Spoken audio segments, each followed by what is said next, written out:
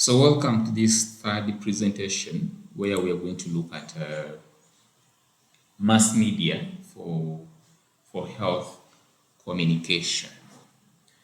So in this presentation, you'll be able to know what mass media is and what its role is in health communication, the different types of media, mass media channels, and then the ethical issues related to using mass media in order to create behavior change, and how we can apply the different theories and principles of mass media communication to health communication interventions.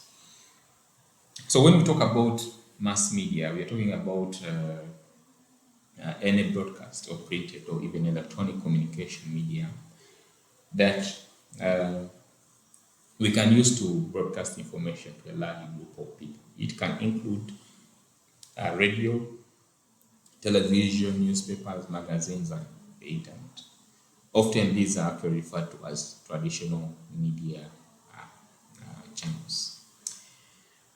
These days, we have different modalities of communicating to a large group of people. You can use social media, which include Facebook, Twitter, Instagram, Threads, many social media channels.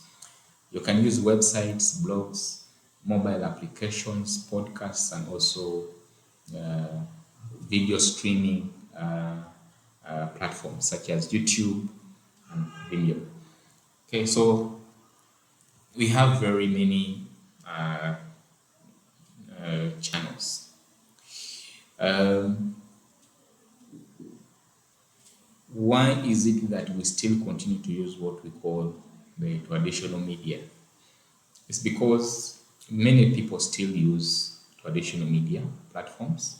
Many people watch television. Many people watch TV. Television is basically TV. Many people listen to radio programs, and many people still read newspapers and magazines. In the context of South Sudan, we still have infrastructure problems in relation to, for example, television. The main television channel is SSBC, which I think has the largest coverage in the country. But the challenge with SSBC is that it's still not available on digital platforms, digital streaming platforms. That's one challenge, and therefore it is inaccessible to most people. But again, the fact that we don't have a national grid.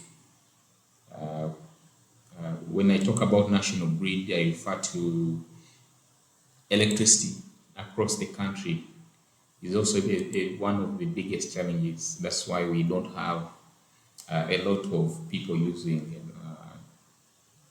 television. So that means therefore that radio is popular in the country, but still the challenge also still comes in terms of coverage. Okay, um, we have what we call community radio stations, which don't cover almost the whole state sometimes. You have a radio station covering part of the state, okay, or basically covering a county. So there are few radio stations that have the infrastructure that can cover the whole country.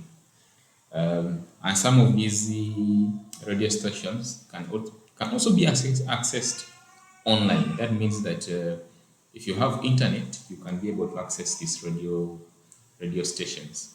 But not all of them are actually available on, let us say, radio apps on smartphones.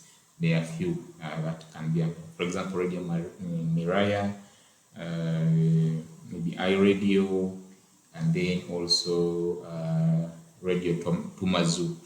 These are radios that you can find on online platforms. But also these days, we are having radio stations that are streaming their programs on social media. Okay, you go to Facebook page of, let us say, uh, digital radio. Okay, you will be able to listen to their programs through their Facebook page. And most radio stations have adopted that kind of approach. That means that uh, as long as you have internet anywhere in the world, you can be able to access them. And that means also it limits the challenge of lack of infrastructure is basically demystified. Like I don't need to have masts everywhere if people who want to listen to my programs can listen to me via Facebook, which can be accessed in any other place which has internet. In terms of newspapers, the industry is still very low. Most newspapers are actually in Juba, and they cannot act. People who are far away from Juba cannot access these newspapers. Even in Juba alone, the market is still low. Not many copies of newspapers are actually sold. Okay, and the quality of even the newspapers themselves is still lacking, and the ability to sustain a newspaper in Juba is actually extremely very hard because of issues of power, because of issues to do with the printing machinery, and then also consumption and the market. If you don't have enough people buying newspapers, then you're going to get difficulties maintaining or sustainably running a newspaper. So we still have a long way to run. To go in the newspaper industry. When it comes to magazines, magazines are not really doing well. Still, the reasons are related to the factors that affect the newspapers in the country. Very few newspapers in the country have actually shifted to digital platforms. For example, it's only, I think, is it Citizen, number one Citizen newspaper? I think it's the one which has tried to shift to digital platforms where they can send you their digital newspaper to your email. I think it's the only one which has tried to move in that direction. So we still have a challenge there. One of the issues will be moving the newspaper to a digital platform where you can access the newspapers in the digital form, is how to make sure that people can subscribe, and even when they are reading the digital form of the newspaper, they are able to pay some amount. That is still a challenge because of issues to do with payment systems. Okay, you need, if you are in, for example, in Maban, like Bure, you want to read the newspaper online, but you want the digital form. That has a feel of basically like a physical newspaper. You need to be able to make that payment when you are in Maban, and then be able to access that paper. That is still a challenge, which is basically issues to do with integrating payment platforms to the newspaper. Is still a challenge. So even if the newspapers can shift to digital platforms, it's still making sure that you can pay for this paper with N-Bush is still a challenge in the country. So with all these different channels, which one are you going to use? Remember, we have the traditional channels, that is television, radio, and the newspapers. And then you have the modern, the social media, the website, the blogs, the streaming channels. Which one are you going to use? You will choose the channel based on who you want to communicate to. So who are your target audiences? Young people are increasingly becoming available on online platforms. Okay, social media, it's where you may get most young people. But if you want the other category of aging populations, you may turn to traditional platforms like radio or television. But the other issue you also need to consider is you need to understand the nature of consumption of media in terms of what are their habits of the target population and what are their preferences. If you want to use digital platforms, which digital platform is very commonly used in the country? For example, in South Sudan, in terms of social media, you have a lot of people on Facebook, and then followed by Instagram, and then followed by Twitter. And then people who are actively using YouTube in the country, these are extremely very few people. So you need to first understand how are people consuming media. Okay, what do they use? For example, if you are going to use social media, you need to understand which social media platform they're using most, which I said is Facebook. But on Facebook, what do they enjoy on Facebook? Is it videos? Is it photos? Is it text? Where do you have a lot of engagement? So you need to also answer those questions. And then you move to what you want to achieve, okay, in the campaign. If you want awareness, it is maybe different from if you want to have policymakers changing a policy or enacting a given policy. Okay, if you're going to have your target as making sure that the policymakers make a policy, then it means that you may need to maybe organize workshops, maybe have television, and maybe use traditional channels, okay, and things like that. So it means that the channel we're going to select should be in alignment with the health communication campaign goals. Okay, so make sure that you choose a media channel that is actually fit for your objectives, and then continuously evaluate and see the kind of audience that you're reaching. That is what we call the reach. Okay, evaluate the reach. That is how many people have received the message. Okay, and then the impact, and then of course you have to design the health communication campaign in line with a theoretical framework or a conceptual framework. Okay, that means that using this conceptual framework, you'll be able to choose the appropriate channels that you might want to use.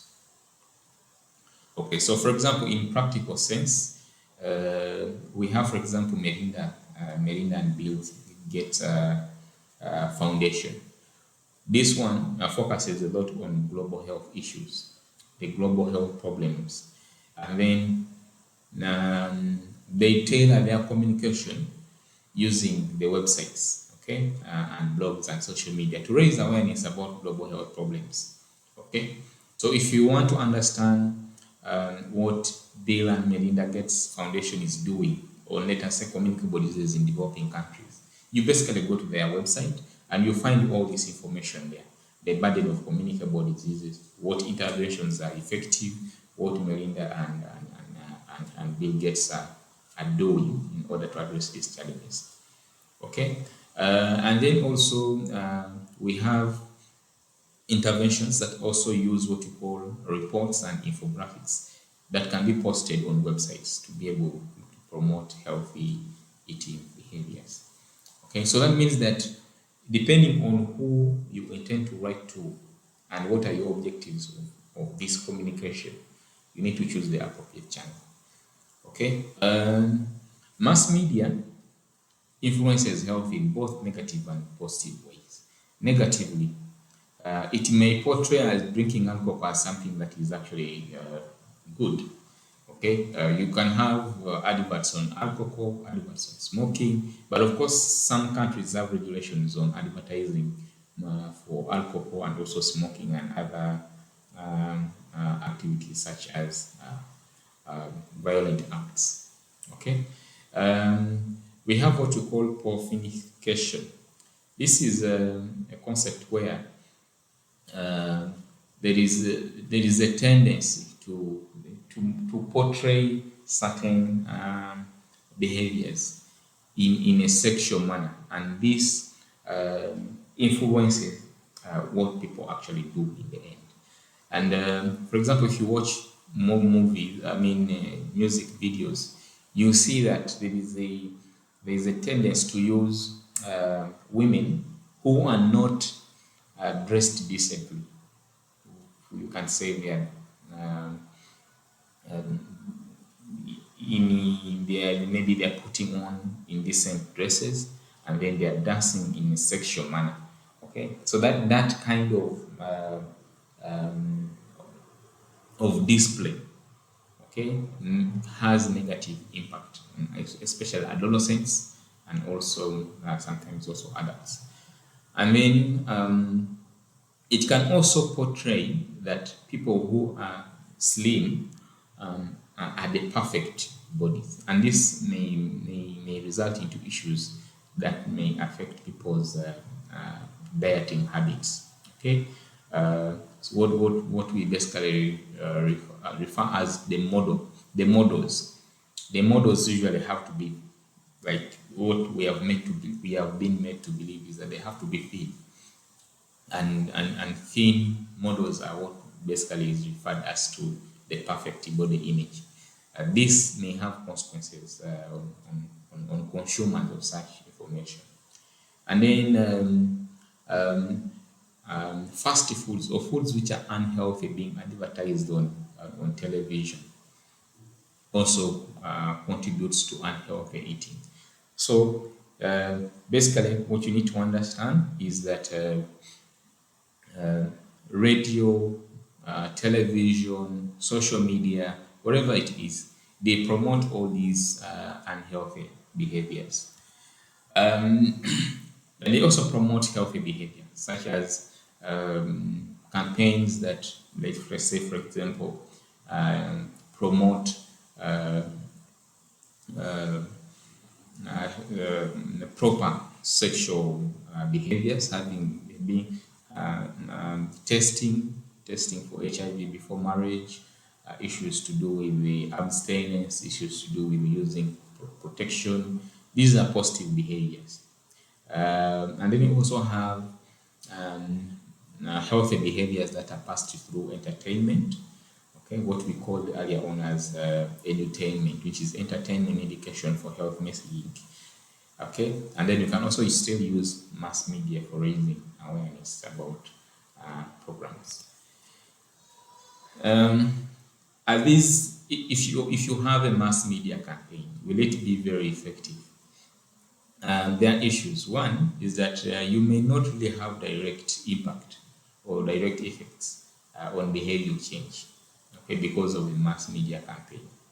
Okay, what mass media campaigns can actually do is that they can give you good outcomes in terms of knowledge.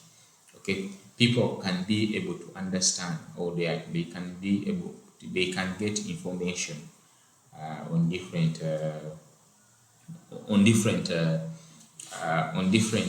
behaviors. And then the issue now comes in terms of, if you have knowledge, does it guarantee that you're going to change behavior? That's another thing. So behavior change issues may be limited. So mass media are very effective in creating awareness and also informing people and sharing knowledge. But creating behavior change may be an issue that may need other interventions.